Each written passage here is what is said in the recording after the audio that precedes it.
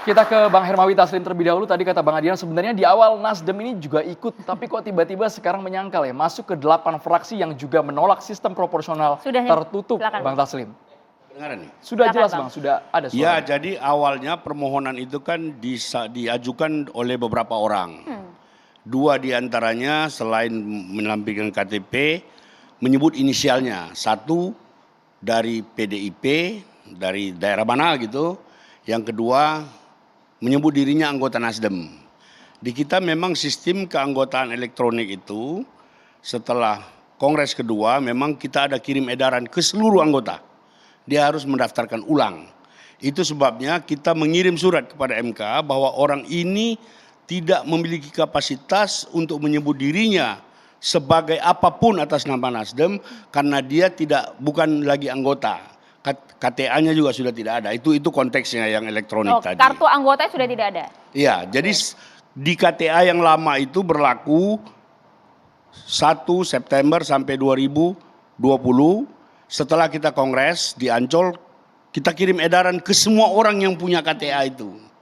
Kita ke semua karena ada emailnya, kita mengatakan you harus daftar dari sekian sampai sekian. Sampai sekarang dia tidak mendaftar. Hasil penelusuran kami, dia sekarang terdaftar sebagai salah seorang kader partai tertentu, saya tidak usah sebut. Di Bengkulu, beliau sekarang menjadi anggota tim sukses salah seorang caleg yang dari partai tertentu. Kita tidak usah sebut itu. Tapi poinnya adalah permohonan di MK itu memang menjadi penting. Karena itu menyangkut mekanisme tata cara penggunaan kedaulatan rakyat. 8118 itu kan soal sikap ya. Sekarang permohonan itu sudah minggu keempat. Hari Kamis nanti persidangan itu masih mendengar keterangan pihak terkait. Jadi benar Jansen tadi pihak terkaitnya banyak. Minggu lalu saya dari Nasdem pihak terkait Jansen. Minggu ini masih ada 3. Minggu depan mungkin mendengar saksi ahli. Kabarnya pihak pemohon dari Saan Mustafa kami mendapat informasi pihak pemohon akan mengajukan 5 saksi ahli. Pihak DPR akan mengajukan 5 saksi ahli ini. Pasti 5 saksi ahli ini dari 8 partai yang berpihak kepada tertutup. Nah, PDIP tentu akan punya saksi sendiri.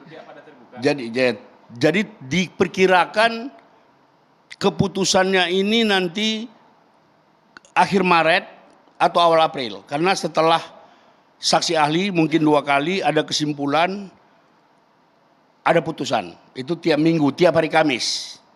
Nah, menurut saya kalau mengapa Pak SBY, ini dugaan saja, mengapa Pak SBY membuat surat, ini kan cara orang berkomunikasi. Cara dia berkomunikasi, dia ingin memanfaatkan, dia ingin memanfaatkan keberadaannya sebagai warga negara, dia membuat surat. Apakah itu dalam rangka menarik perhatian? Tadi Jansen sudah cerita. Dan itu biasa saja, itu tiap orang kan punya cara sendiri. Yang paling penting menurut saya, apapun nanti keputusan majelis hakim yang final dan mengikat, keputusan MK itu harus kita hormati, dan seperti apa nanti jenis putusannya kita tunggu saja.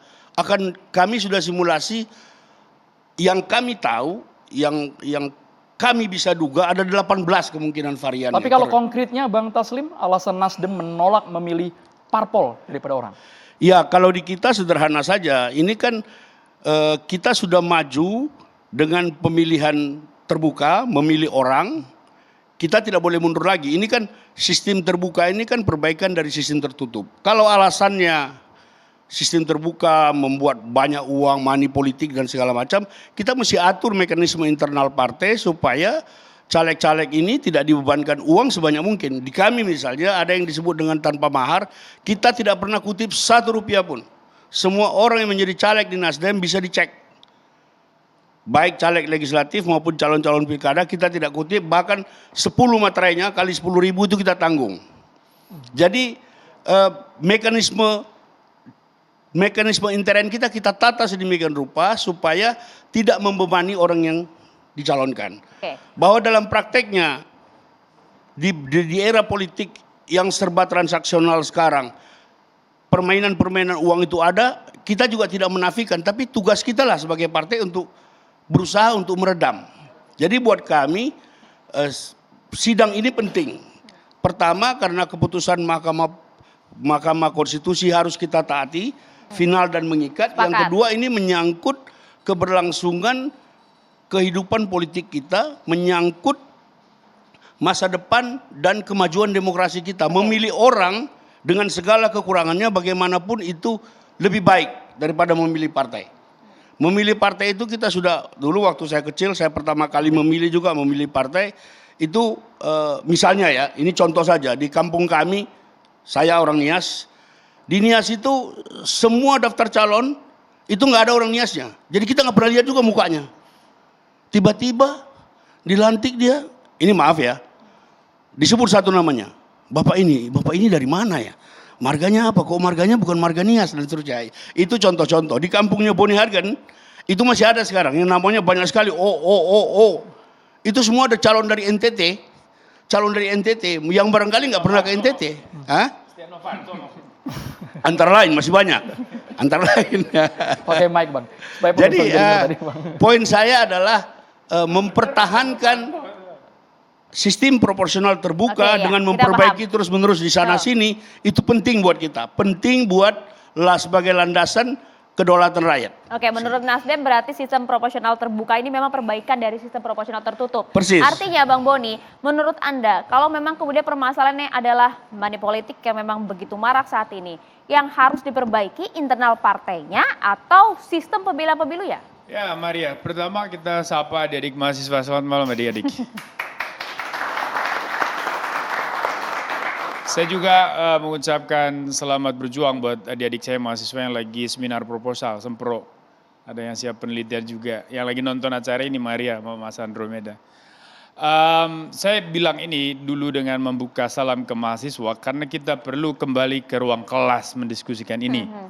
Artinya bahwa filsafat politik yang kita pahami dulu untuk bisa sampai kepada ujung perdebatan soal terbuka atau tertutup. Di dalam sistem demokrasi dari perspektif elektoral, orang biasa mempertanyakan perwakilan ini perwakilan wilayah atau perwakilan orang. Kalau kita bicara sistem perwakilan politik.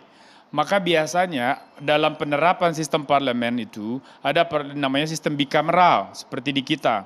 Meskipun di kita agak abu-abu karena ada DPD yang seharusnya upper house-nya MPR kan jadinya ada DPD jadi bingung di mana posisinya.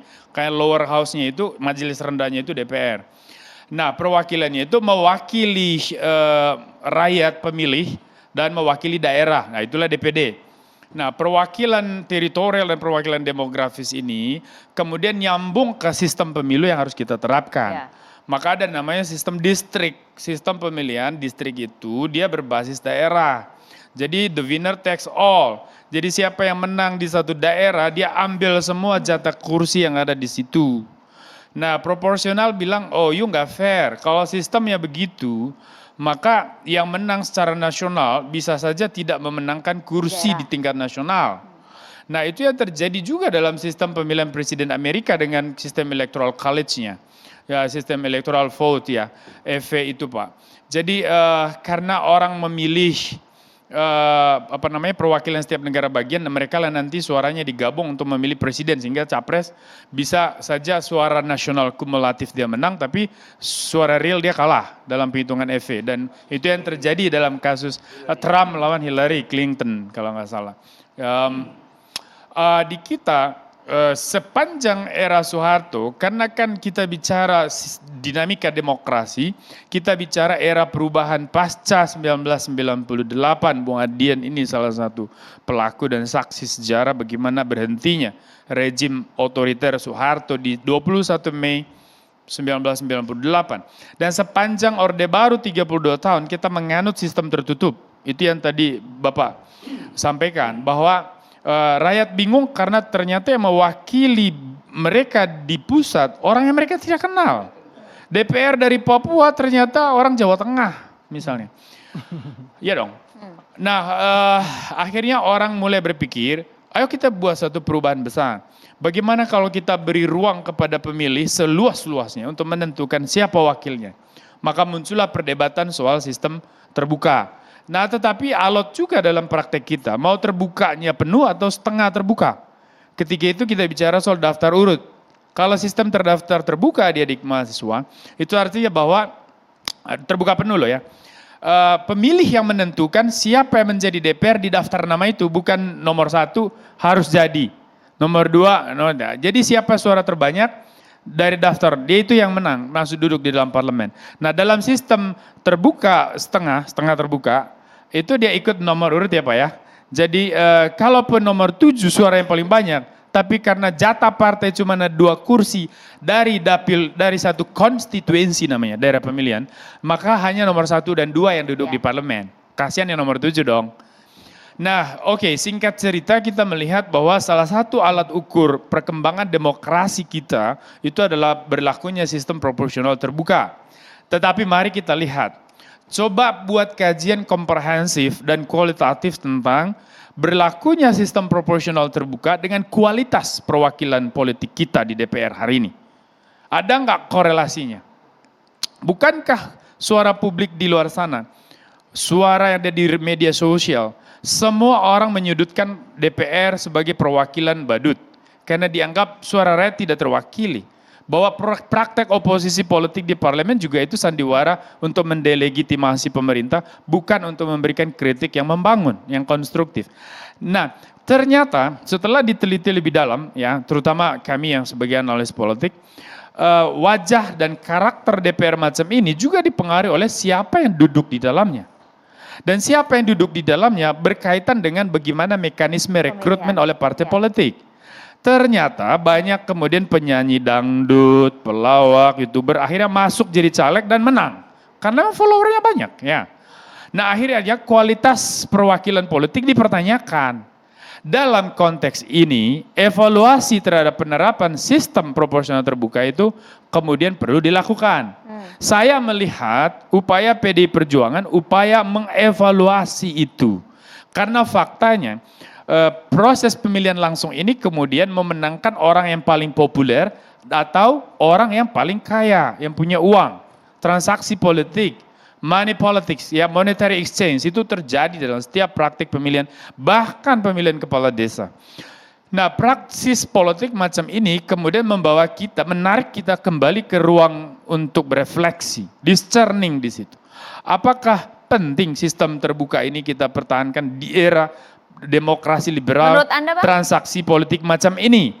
Atau kita kembali ke sistem tertutup sampai kita mampu membangun sebuah kultur demokrasi modern di mana orang-orang masuk partai politik bukan untuk mencari pekerjaan tetapi untuk mengabdi bagi bangsa dan negara. Sehingga tidak ada lagi koruptor-koruptor besar yang kemudian Tapi nongkrong. poin kedaulatan rakyatnya di mana Bang? Kalau masyarakat Nah hanya itu memilih nanti partainya, nyambung. bukan rakyatnya Bang. Itu nanti nyambung. Kedaulatan rakyat itu dilimpahkan apakah langsung kepada orang yang kemudian ternyata dimenangkan karena dia punya uang atau karena populer, atau diberikan kepada partai politik, biarkan partai politik yang akan menentukan siapa wakilnya di DPR.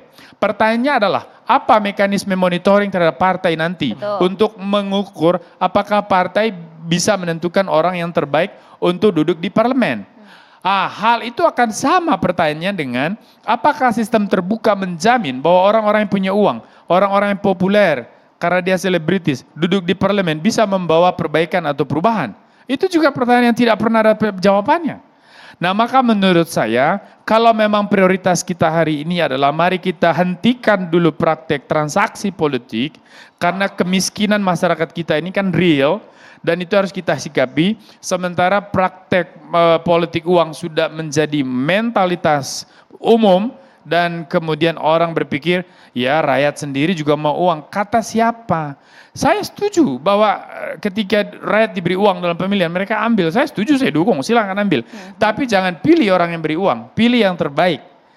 Karena apa? Karena elit politik lah sebetulnya yang memulai tradisi money politics itu. Karena sistem demokrasi yang kemudian dalam praktek berwajah liberal, inilah yang membuat orang terbiasa dengan bagi-bagi duit dalam proses pemilihan. Saya kira kalau logika PDI Perjuangan ada di ruang itu, dalam rangka mengevaluasi proporsional terbuka, yang menghadirkan wakil-wakil rakyat yang kurang bermutu, menurut saya juga perlu didukung. Tapi Presiden ke-6 tadi punya argumen juga Bang, dalam surat yang ditulisnya tadi. Saya belum baca suratnya. Oke. Isi argumentasi saya boleh kira-kira apa? menanggapi, Boni? Ya, Karena silakan. begini, kalau misalnya kita baca, Oke. kalau kita mau komentari surat Pak SBY ya, saya sih apresiasi kepada Pak SBY Ya, ya. dengan cara-cara yang unik, menyampaikan pesan, menyampaikan pendapatnya ya. Cuman saya nggak terlalu pengen membahas beliau secara lebih dalam. Oke. Bukan apa, takutnya nanti Pak SBY kan menghilang naik gunung, tiba-tiba nanti turun Wah, gunung mau lagi kan kemana-mana sih Bang bingung. Boni. Kita beri kesempatan dulu Bang Ya, Taslim. jadi Silakan. tadi tentang mengapresiasi pandangan PDIP, menurut saya setuju. Kita terus-menerus melakukan evaluasi terhadap sistem yang kita pakai, dalam hal ini proporsional terbuka. Tetapi sebelum hasil komprehensif yang dilakukan berdasarkan kajian-kajian ilmiah dan fakta-fakta empiris, kita nggak boleh beralih dulu ke sistem yang lama. Jadi kita tetap pada proporsional terbuka saat ini, kita evaluasi sama-sama, nanti kita rundingan lagi. Jadi jangan kita evaluasi tapi hasil evaluasinya belum, kita sudah langsung berpindah. Hanya itu catatan saya buat Boni. Makasih. Baik. Nanti kita akan coba dengarkan dari Prof. Hamdan Zulfa. Sesaat lagi ya, Maria hanya di catatan demokrasi.